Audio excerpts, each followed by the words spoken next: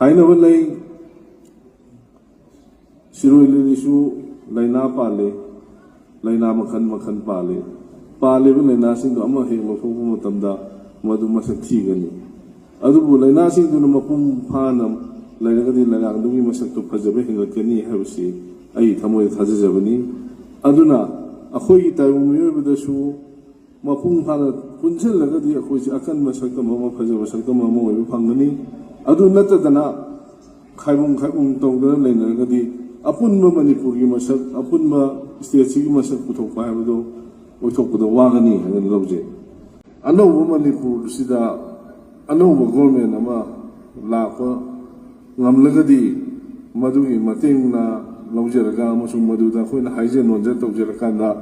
hojik ningtamna siroi festival pangthokpuda kana mohammed da yetana paisa puthokpa ngamba dumba policy ama sinminna si haiba wafam dama I thamjani ngasi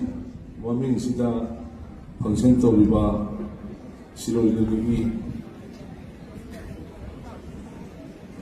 function sida यामन नुवाइजली कहीं यामन लापना अखोई इम्फाल सीताना लागा याव मतमदा अयेदफन अमत थोक्तब कनागुमतन थिंगुबीदब नुसीना चलगसे Poonam ngamba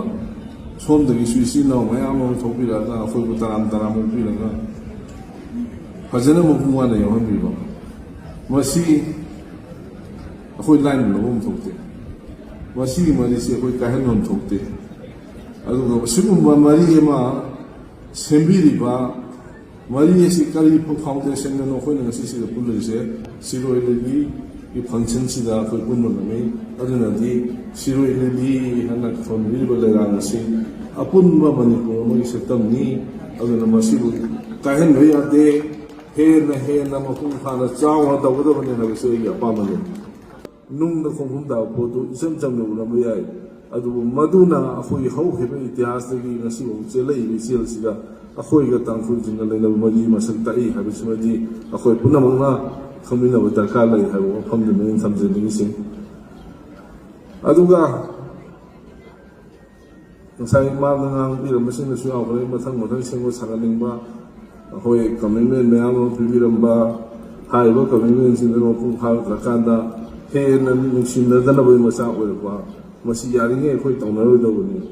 ngamgadaba thabakta oigadaba thabakta akhoi community pigadabani piriba community thabak onthoga madu miyam ullama matamda ngasi society sida akhoi bu yamna handana yengima kamuduna ikai khomna kani amasung khoi dungina kani apun ba manipur amagi semani mangandu mapung thagane lawi